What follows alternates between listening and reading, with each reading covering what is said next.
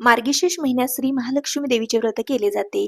या काळात येणाऱ्या प्रत्येक गुरुवारी अनेक सुवासिनी स्त्रिया मनोभावे हे व्रत करतात. तसंच देवी श्री महालक्ष्मीची पूजा करून उपवास करतात. पूजेसाठी चौरंगीतला चौरंगाच्या बाजूने रांगोळी काढून घेतली. रांगोळीवरती हळदी कुंकू वाहिलेला आहे. त्यानंतर समई प्रज्वलित करून समईची देखील पूजा करून घेतली. स्वतःला हळदी कुंकू लावून घ्यायचं आहे. दीप प्रज्वलित करून घ्यायचा आहे. दिव्याची पूजा करून घ्यायची आहे. बाप्पांच्या मूर्तीला पंचामृताने स्नान घालून मूर्ती स्वच्छ करून प्रस्थापित करून पूजा करून घेतली. त्याच पद्धतीने श्री महालक्ष्मी देवीची मूर्ती होती त्याला देखील स्नान घालून घेतलं. त्याचबरोबर मूर्ती प्रस्थापित करून पूजा करून घेतली. श्री महालक्ष्मी देवीचा फोटो प्रस्थापित करून पूजा करून घेतली. त्याचबरोबर हार घातला. महालक्ष्मीचं पुस्तक होतं त्याची देखील छान अशी पूजा करून तांदळाची अरास घालून स्वस्तिक काढून घेतला. त्यानंतर कलशस्थापना करून घेतली. कलशावरती पत्री ठेवल्या, नारळ ठेवला. त्याचबरोबर कलशाला वस्त्र घालून घेतलं. माता लक्ष्मीची मूर्ती होती ते देखील प्रस्थापित करून घेतली.